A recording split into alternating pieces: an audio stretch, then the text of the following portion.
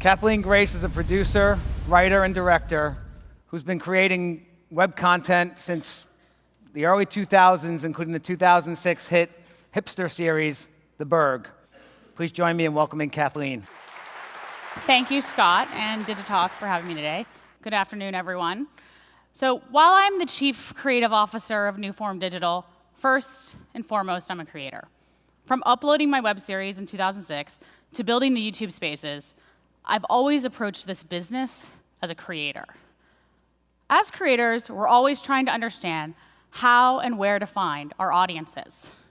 And with NewFront Digital, we are taking that point of view to the next level by using a data-driven model to bring the best stories to viewers, no matter where they are or what they're watching on. You guys have heard all the statistics this week. And in case you forgot, I'm going to remind you of them all. 3.1 billion people are online, 600 million active websites, 500 million YouTube channels, and the choices are infinite. And more and more every day, those choices are becoming video. 89 million people are going to watch billions of online video today. And all of that video, it totals up to be 5 hours of screen time across TVs, PCs, tablets, phones, Apple Watches. I'm sure there'll be another device out tomorrow, virtual reality, like Shane said. People are getting more and more content in more and more places than ever before. You've probably heard that same statement ad nauseum this week. You're over it. But to those of us who want to reach an audience, those statistics can't guide us alone.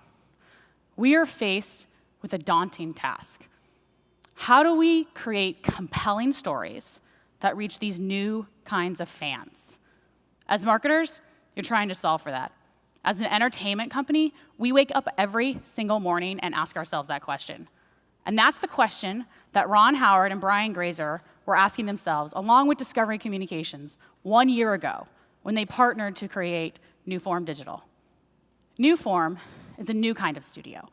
We produce scripted series for the digital age, all created for the legions of fans that are consuming content across multiple platforms at all times of day.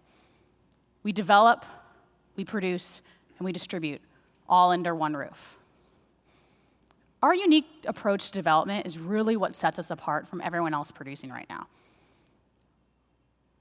What we do is we mine the data to see what works in the marketplace. There you go, sorry. We mine the data to see what works in the marketplace. We research digitally native talent who have the right combination of audience size, narrative ability, and a compelling story to tell.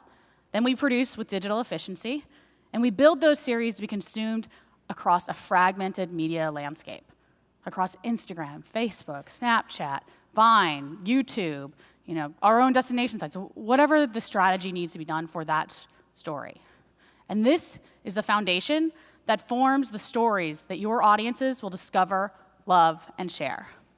And having announced 2 series this week, one with Maker Studios on Tuesday, one yesterday with Refinery 29, Party Girl, and Shitty Boyfriends, respectively, we think it's working. Yes, shitty boyfriends. We all have had one, all of us.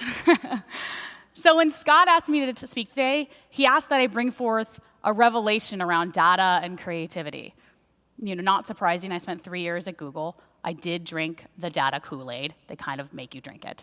And all of you, this is something you're using every day to shape the decisions that you make. Everyone in this room has heard about the big numbers. Millions of subscribers, hundreds of millions of views, how many likes and comments and shares. That's a lot of numbers, but they're not all created equal. When there is so much data, how do you use it to shape your creative strategy? Well, let's take a look at how we use it at NewFront Digital. So last year, when we launched, I knew we had to move quickly and act more like a tech startup than a traditional production studio. There is no time anymore for months and months of development. You can't spend 9 months really narrowing down every single detail of the story and then think about where you're going to put it. So how could we move faster? How could we invest smartly in talent? How could we iterate on our ideas? Well, first, we had 2 fundamental questions that needed to be answered before we could move forward.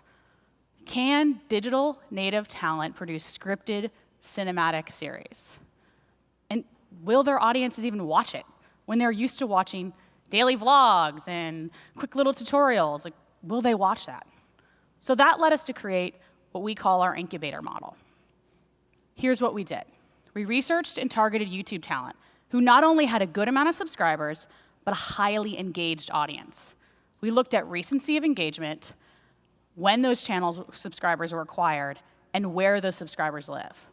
When we put together a slate, we're always thinking about how to target an active, geographically diverse audience. After analyzing the audiences of the potential filmmakers, we spent hours and hours watching their videos and rewatching them and seeing, were they great storytellers? Because this is where the data stops. This is where our understanding of great cinematic storytelling comes into play. Do their videos have greater potential? Did the filmmaker want to tell a more ambitious story? We asked a lot of questions, and we got the right answers. We listened to what they wanted to do, we paired them with the right producer, and worked closely with them to develop a great story, their story.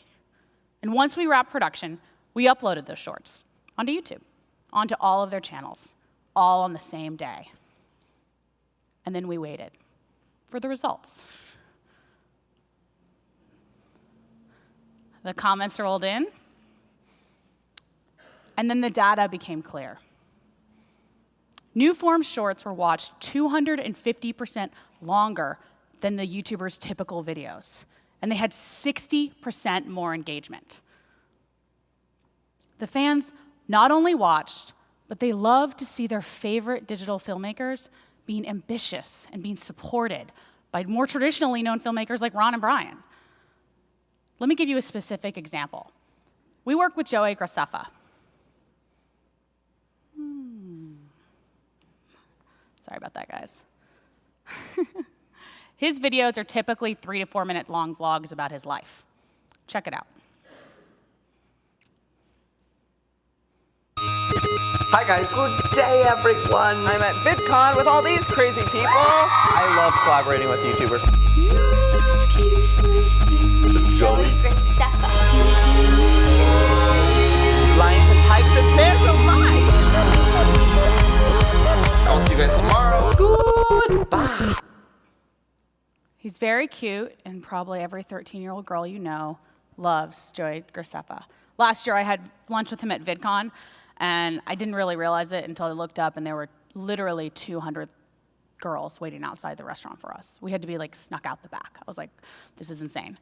But together, we were able to produce an 11-minute pilot of a sci-fi action series starring Joey. Totally something he wanted to do, and totally something his audience didn't expect. So let's take a look at Ethereal.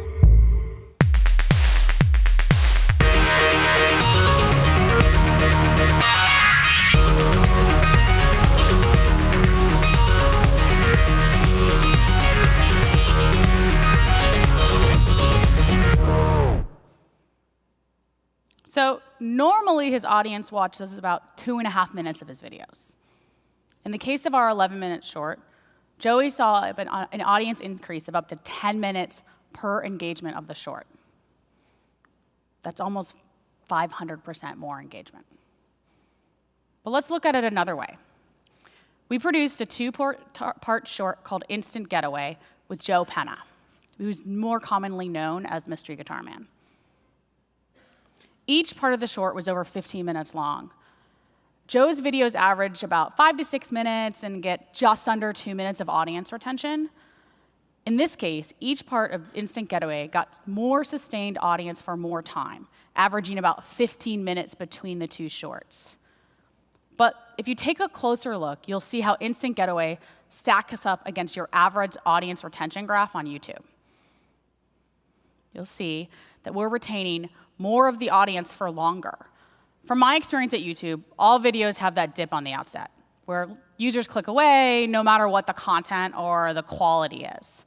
But then typically there's a steady, slow decline for the first 2 minutes, followed by a drastic exponential decline. In our videos, you saw that first dip.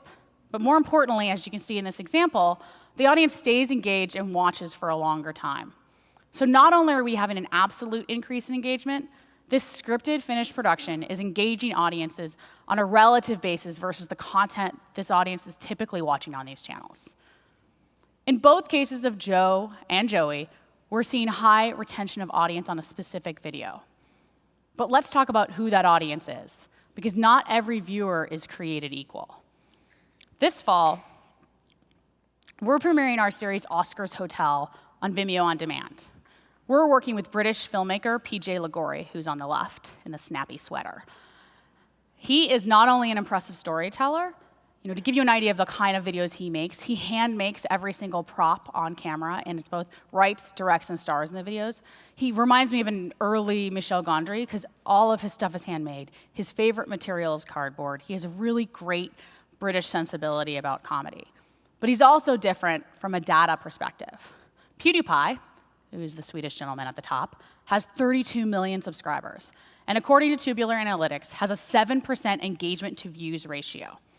Grace Helbig, who has 2 million rabid fans and an e-TV show, also has a 7% score. But let's look at two people who have similar-sized audiences to PJ, around 800,000 subscribers, Mamrie Hart and Chris Kendall.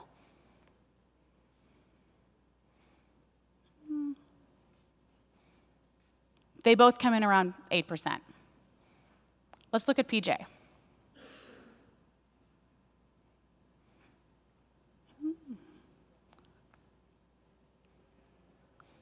Well, that thing's going to go away, and it's going to show you that he has a 15% engagement to views ratio on his main channel, Kick the PJ, and 14% engagement to views ratio on his second channel, PJ the Kick, which is his vlog channel.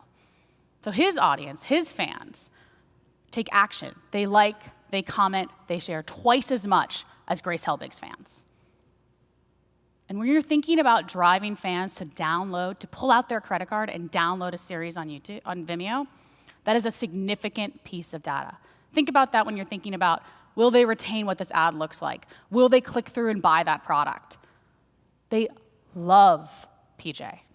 We're in pre-production for Oscars Hotel, and he tweeted last week about a character called Wiggles the Clown. That tweet got 15,000 retweets in one day. They are super pumped about Wiggles the Clown. And so, Scott, my revelations for today. Big numbers, they don't tell the whole story. And this fickle millennial audience will stick around for the right premium content. It just has to be produced in the right way and with the right talent. Because while data can tell some of the story, what the audience really wants is a great story told by a filmmaker they love.